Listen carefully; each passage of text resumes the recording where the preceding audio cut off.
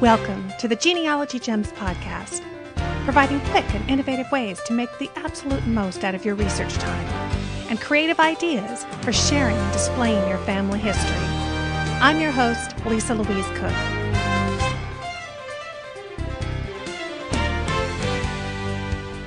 Hello and welcome to the Genealogy Gems podcast. I have just returned from the Who Do You Think You Are live event in London, England, and it was fabulous. I had a marvelous time.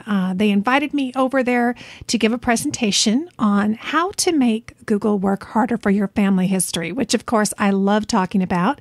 And so I made the rounds for 3 days, talking with attendees, interviewing the experts and the vendors, and pretty much just being in hog heaven, as my grandmother would say. They had some of the celebrities there that have been featured on the UK version of Who Do You Think You Are? Ainsley Harriott was on stage when I arrived to get ready for my talk.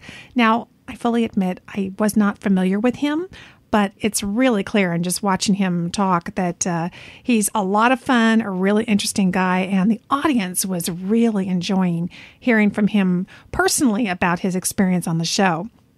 When we first got to the conference center, it was kind of like old home week because I saw many of the folks that I had seen recently in Salt Lake City at the RootsTech conference.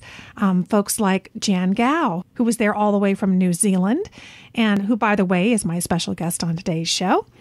Also, APG Board member Alvy Davidson, who's been here on the podcast, Anna Corinne Shander from Sweden, Maureen Taylor, the photo detective, who you'll be hearing more from in an episode very soon. And also premium member Jeanette Rosenberg was there.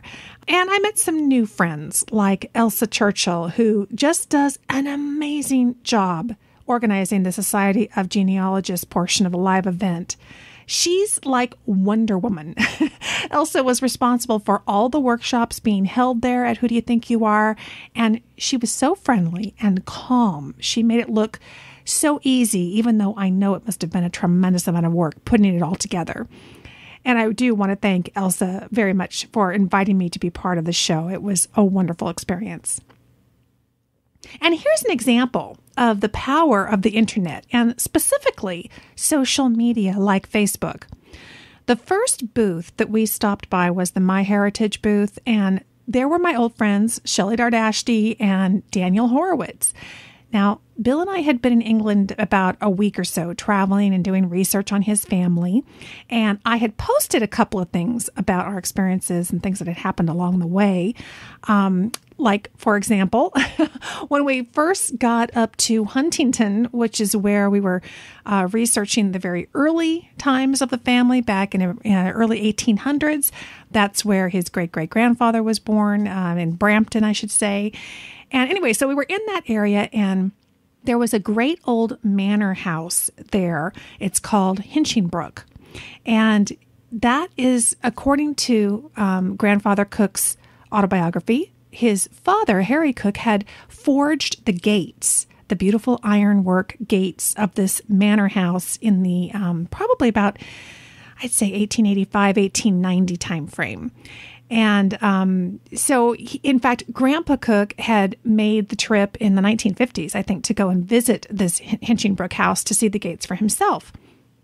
So, of course, that was one of the first things on our list, and I was really excited because I had been able to make arrangements to get a personal tour of the home in addition to just going over and seeing it. I guess now it's a school and it's a public type of building. But anyway, school was out during that week and they were very gracious and said, oh, sure, come on over. And they would give us a tour. So first of all, I couldn't believe it. I guess we didn't set our alarms and we thought we had completely made the transition as far as jet lag.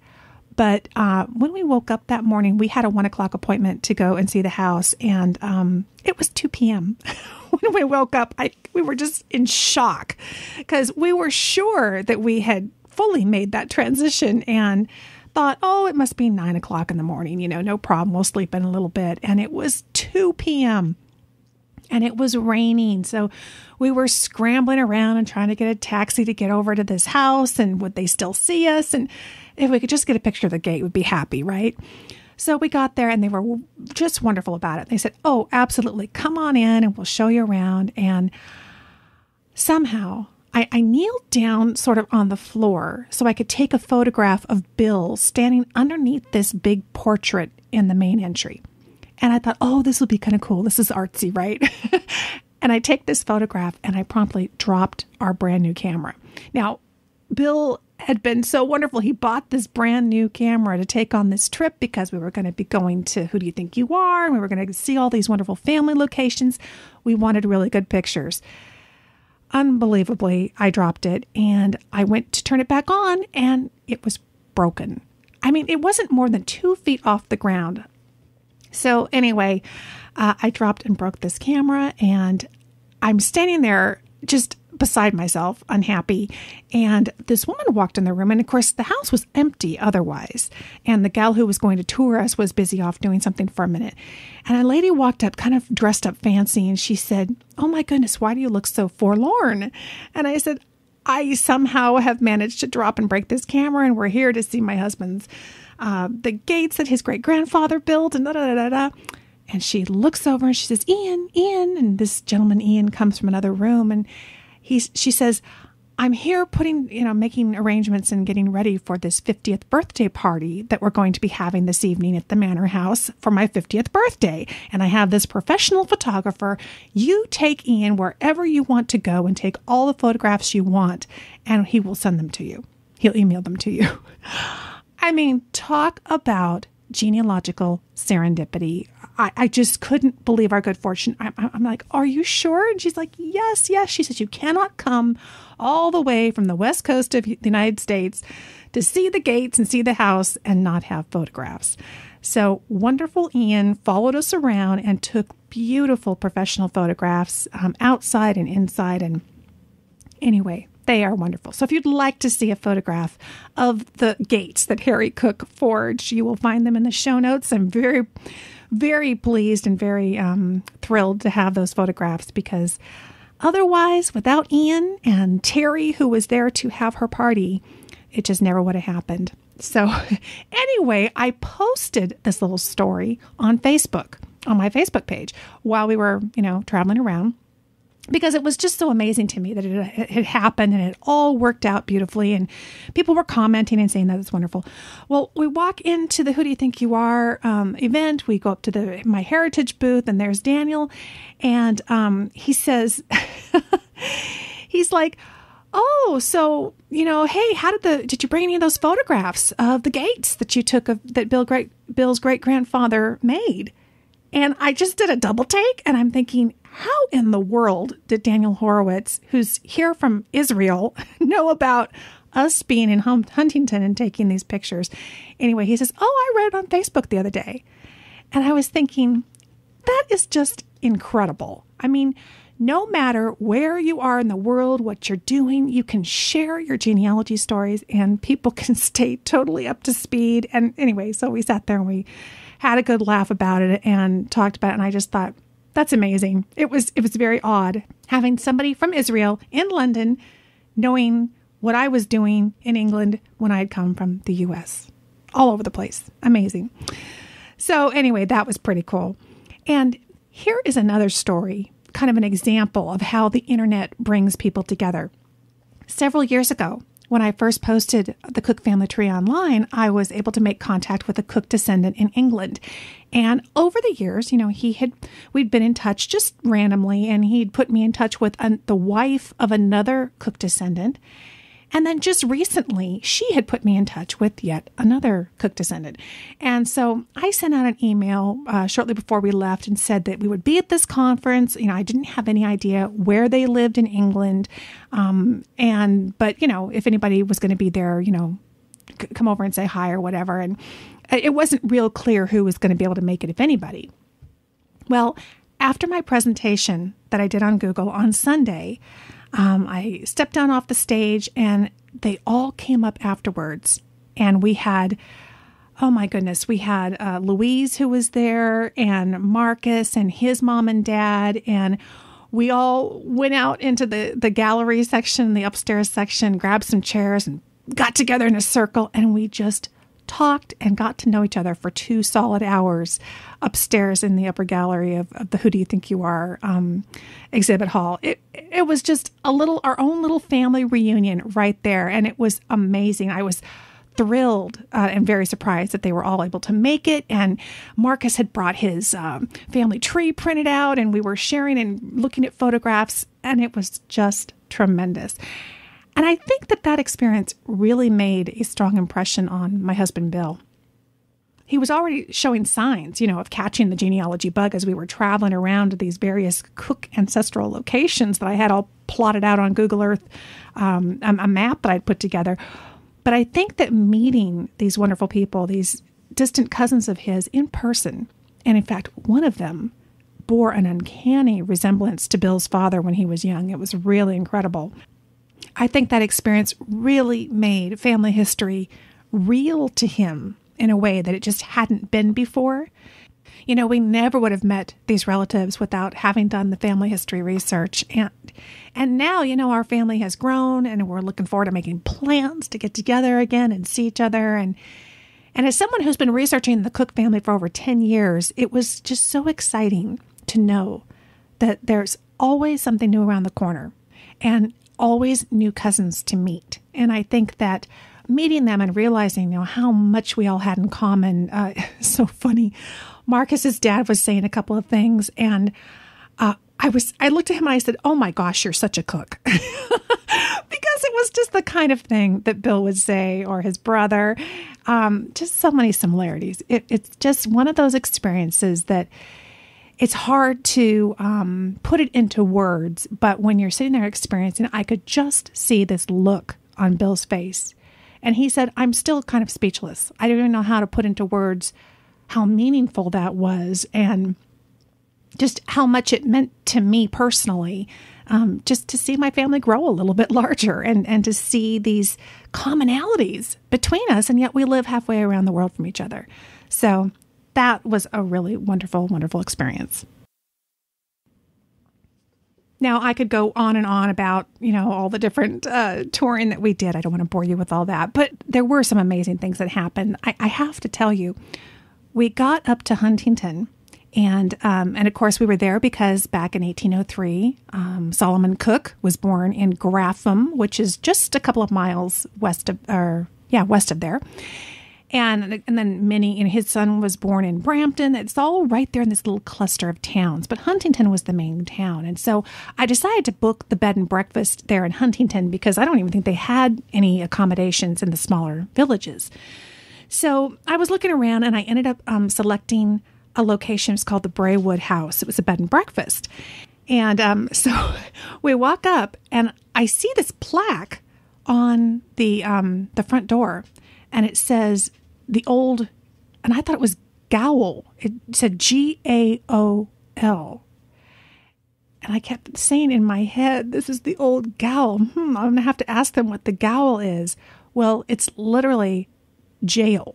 And it was the old jail. So I was telling the innkeepers that we were there doing some research of the family. And in fact, one of the most recent documents that I had gotten about Solomon Cooke, who, of course, was kind of the patriarch as far back as we can get, was that he was a bit of a scallywag. He got himself into some trouble over the years during the early part of the 19th century. And it's interesting because all of his children seemed to be very accomplished and certainly got into trades and did very well for themselves and continued to move up in life. But he was just kind of a problem child, if you will. I had a record of him stealing potatoes and I think a book. And it was interesting because just before we came over, one of the cousins had sent me another record from about 1846 where he'd actually abandoned his family for a period of time. And eventually he just kind of falls off the map. We don't really know what happened to Solomon. But it was so interesting because I went back and looked and it said the record of the Gowl, the Gaol across the top. And I'm thinking, where have I seen that before? And anyway, it turns out the bed and breakfast that we were staying in was the site of the old jail where Solomon had been held. Can you believe that? The manor house of the main bed and breakfast, and we were staying in an adjoining cottage, was, I believe, the home or the manor for the keeper of the jail. The actual cells that would have been part of the estate that they still own there, those are gone. They've been torn down. But they had a wonderful little paperback book there that somebody locally had just published in the last year, and it was the whole history of this jail, this place where Solomon had been sent more than once. And Bill looked at me and he says, "You had to have planned this." And I said, "I didn't. I totally did not know that this is where we were." But it was so funny because me telling him that Solomon had been in jail a couple of times and arrested for a couple of misdemeanors, nothing terrible, but just, stealing and taking nails and that kind of stuff. I think Solomon had always kind of stood out in his mind as one of the ancestors he actually remembers me talking about. And he knew that Grapham, which was the town, the little village we were going to go see, was the birthplace of Solomon's children. That's where they kind of settled. And so, of course, the jail really kind of stood out in his mind, the idea that one of his ancestors had been there, and to have ended up staying right there on the same exact site was amazing. So anyway, the innkeepers were wonderful and gracious, and they gave me a copy of the book, and we have it. So we've been poring over that and looking back over those old records that have been sent to us. And it all just means so much more now, doesn't it? Because we've seen it for ourselves and we've stayed there. And of course, we visited a seaside town where we I think I've mentioned Margate here on the show before. We stayed in a bed and breakfast out there, found a couple of wonderful old houses from the 1700s where the Munns family was from, and they're still standing. The numbers are still there. It's just amazing how preserved it is. And then we ended up in Tunbridge Wells. And I guess the interesting thing about the bed and breakfast, those of you in the UK who are listening, you'll know what I'm talking about, but it didn't mean a lot to me at the time. We were staying in a bed and breakfast that was once the home of one of the actors who played Doctor Who. Okay. Now, some people seem to go, "Whoa, you're kidding." And I was like, I've never seen it. I haven't seen Doctor Who. I've heard of it. I definitely have. But I guess that is what that house was famous for. It was a wonderful bed and breakfast. Absolutely gorgeous. But there we went to Tunbridge Wells, and I have told you before that Raymond Cooke, Bill's grandfather, had played in the silent movies. Gosh, that was one of the first topics I covered here on the Genealogy Gems podcast when I first started. And we were reading from his autobiography and talking about the music that they played. And in fact, I've played some of the songs that he recorded in the 1960s that come from that silent film era. Well, back before they immigrated around 1900 through 1912, they lived in Tunbridge Wells, and Raymond had become a very accomplished violinist early on in life. In his early teens, he was already playing in the orchestra at the newly built Tunbridge Wells Opera House. And his mother, as a way of kind of earning extra income, would house some of the actors that were traveling and coming through, and they would get some rent that way. And she was a very accomplished musician, and she also did some bit parts and played in the orchestra and that type of thing. So, of course, the first place we went to track down was the Tunbridge Wells Opera House.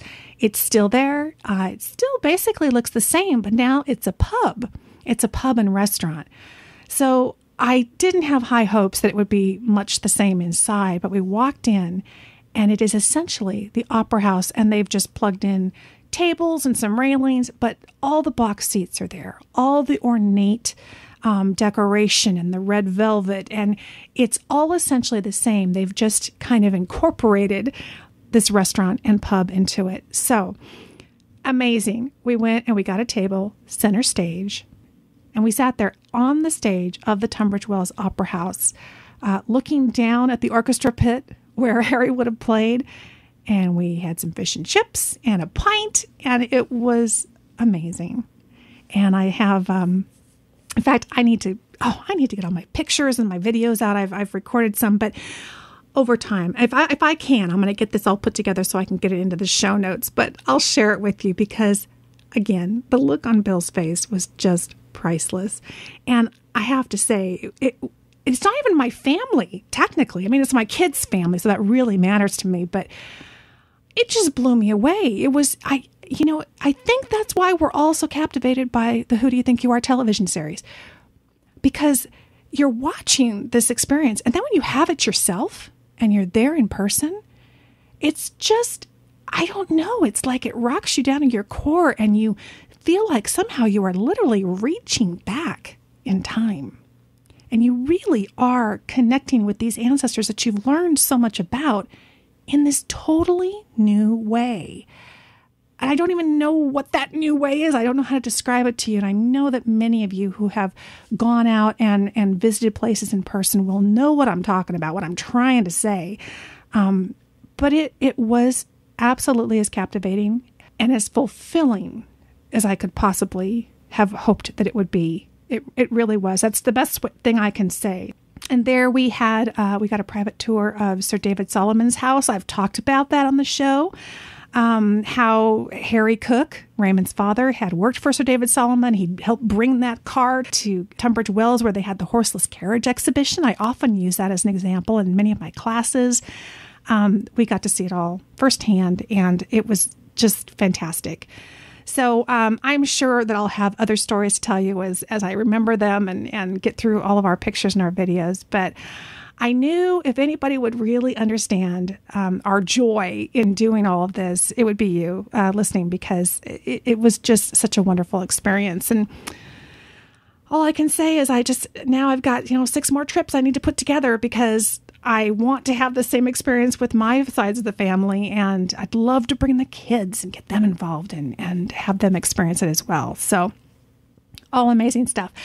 So we didn't do a whole lot of genealogy news in this episode, and I'm not doing a whole lot of mailbox, but I just wanted to share with you a very personal experience that we just found so rewarding. And again, thank you so much to everyone over in London at the Who Do You Think You Are conference. And boy, you just want to put it out into the world. Thank you to everybody who seemed to cross our path on this trip.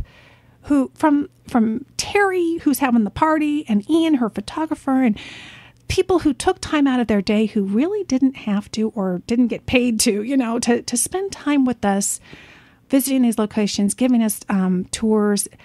The people in England were phenomenal. I mean, everybody, without exception on the street, was so helpful and so kind and so understanding that we were lost half the time and pointing us in the right direction.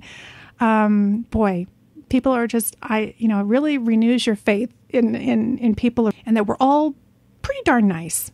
Lots of darn nice people out there. So, wonderful, wonderful times. Coming up next, we're going to just shift gears completely, and we're going to reach back into RootsTech, which is what the brand new conference that occurred in Salt Lake City in February, which I did right before we left for London. And I want to share with you an interview with a wonderful genealogist that I know that you're going to enjoy hearing from, and that's Jan Gow. And she's coming up right after this.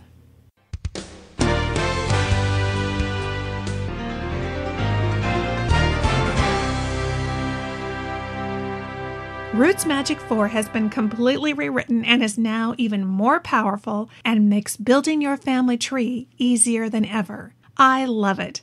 With RootsMagic, you can add unlimited facts, find anyone in your database with lightning speed with RootsMagic Explorer, quickly and easily create perfectly formatted sources with the RootsMagic Source Wizard, create customized reports, and best of all, you can now take RootsMagic wherever your research takes you with the RootsMagic To Go, which lets you run RootsMagic directly off your flash drive. And RootsMagic makes it a snap to share your family history, publish a book, create stunning wall charts, shareable CDs, even generate websites automatically from your data. To download your risk-free trial of RootsMagic 4, head to rootsmagic.com. See why professionals and beginners alike choose RootsMagic at rootsmagic.com.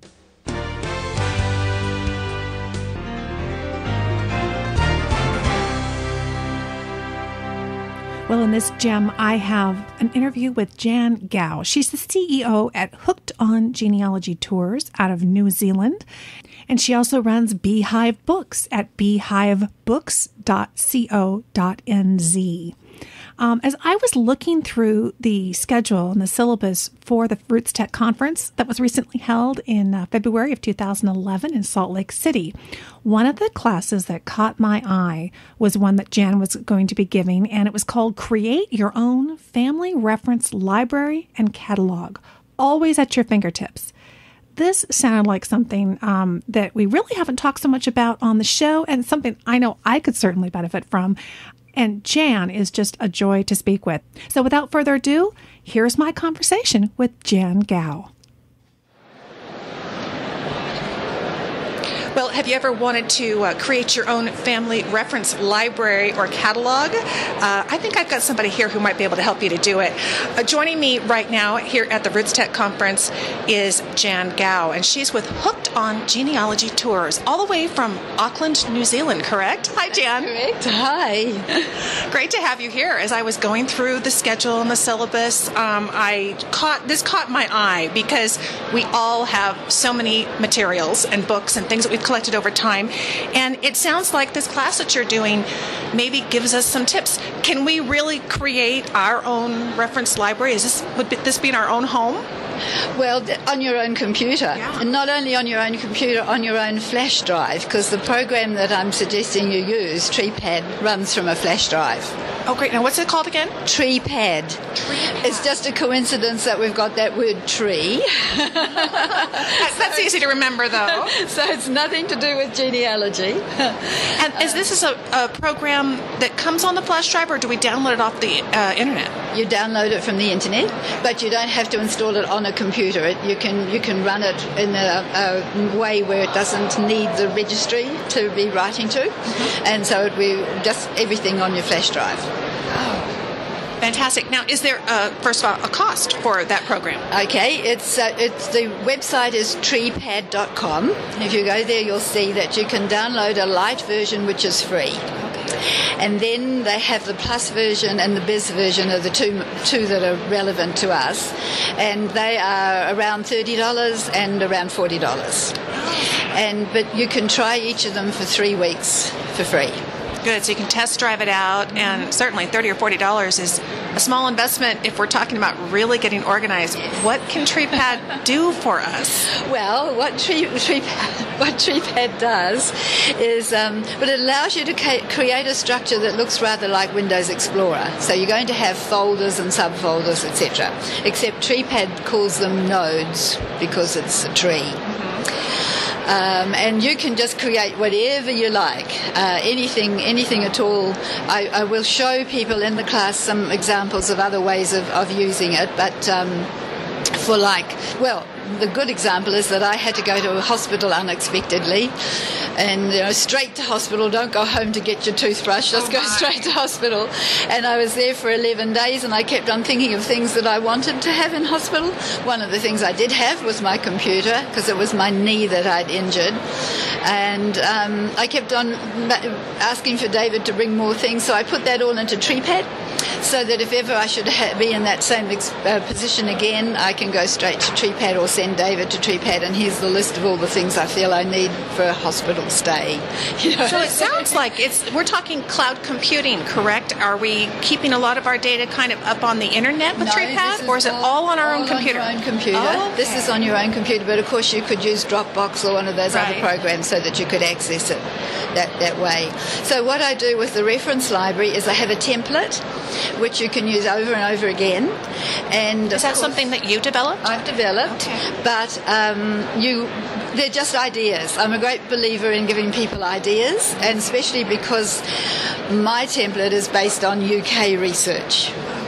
Okay, so for those who have no UK or who want to use it for their American research, they'll need to change the folder headings, the templates, and create their own template, which they can use over and over again.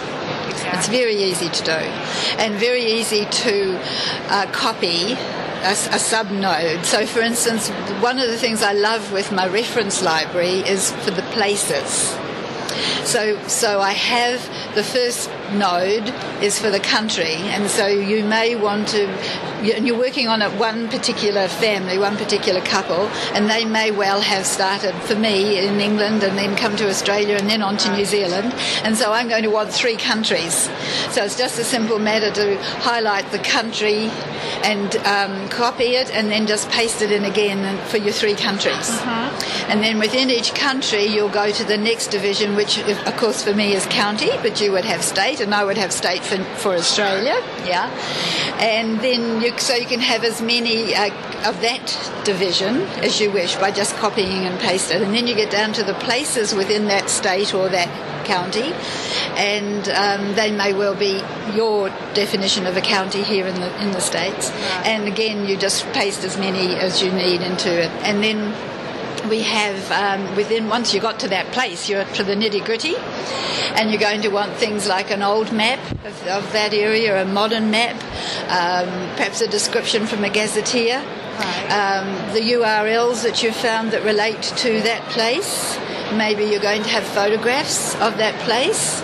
And the one that I love is really going into the Family History Library catalogue and copying and pasting the list of resources that are on that catalogue for that place.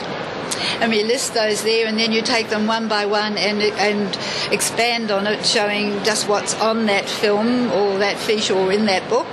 And then you can even put a note to say that you want to research that next time you can. And then when you've researched it, you can say what you found there. You're not going to write what you found, but you're going to say you found something for this family and that family, or that it was no good, there was nothing there for you.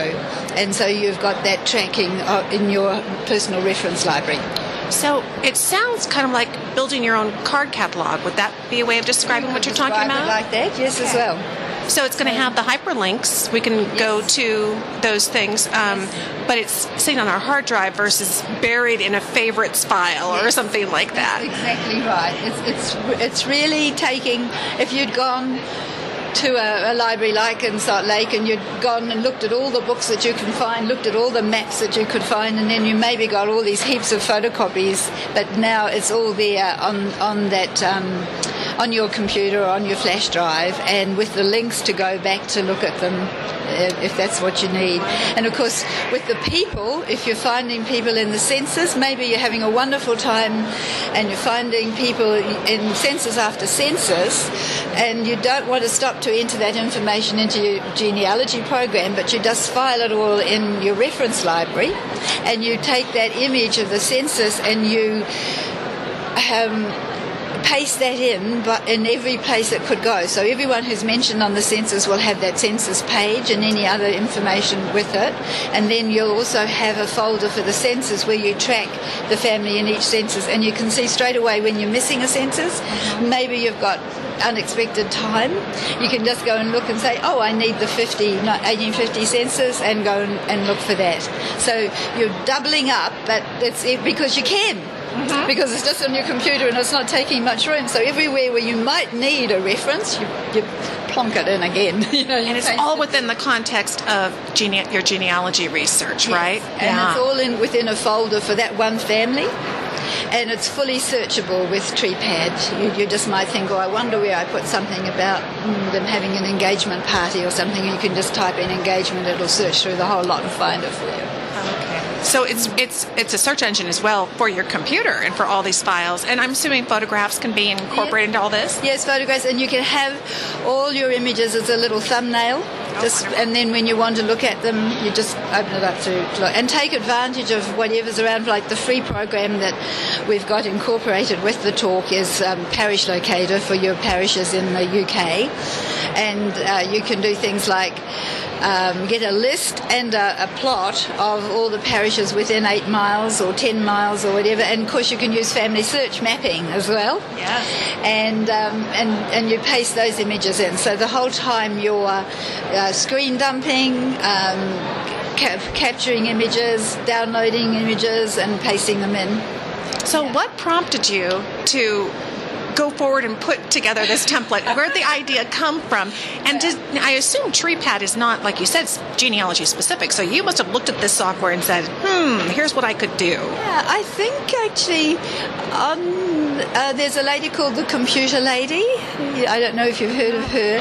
And I think it was she who first alerted me to TreePad, and I had a look at it. And then what was really bugging me was the fact we were doing all these internet searches, but we weren't keeping track of where we'd been and what we'd found and whether you needed to go back to a site.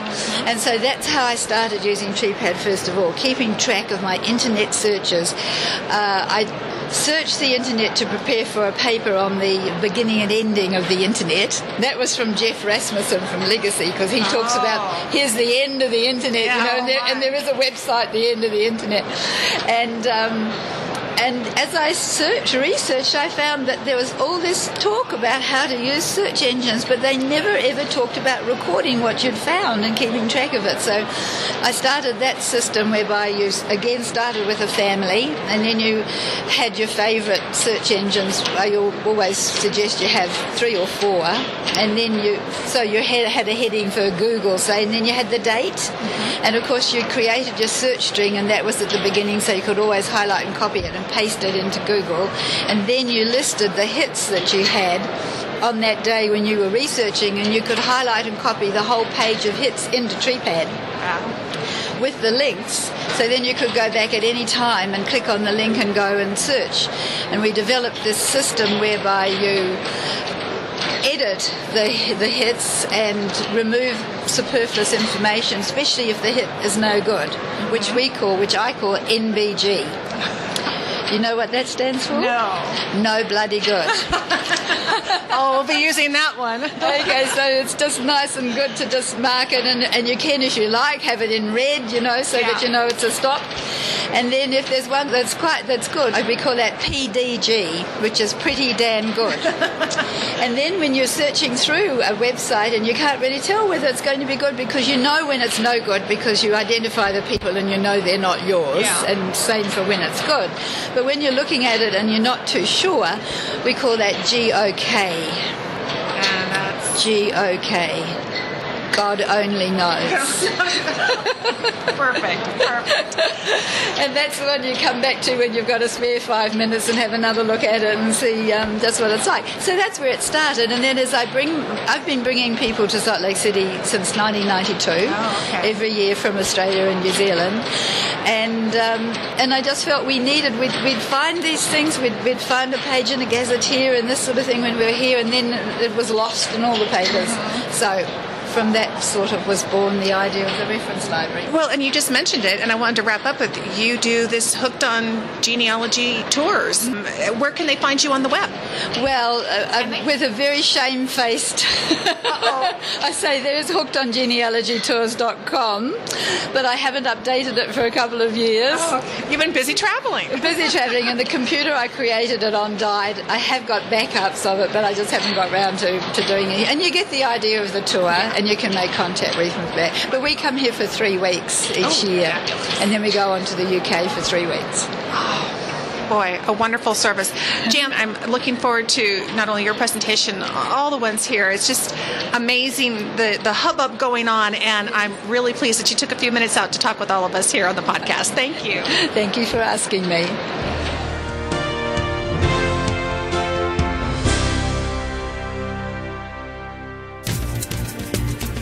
Profile America, Tuesday, March 8th.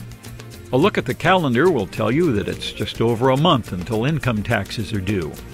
This time, the annual household battle to get all the needed paperwork together will occur against the backdrop of heightened political rhetoric about Americans' tax burden. Today marks the anniversary of the date in which the Internal Revenue Service began to levy and collect taxes in 1913. Just a little over a month after the 16th Amendment to the Constitution was ratified, granting Congress the power to levy such taxes.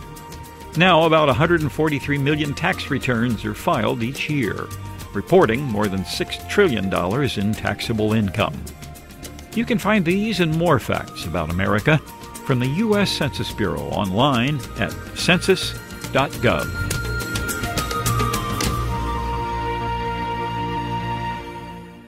Thanks so much to Jan Gow, CEO of Hooked on Genealogy Tours and Beehive Books, for joining us here on the podcast.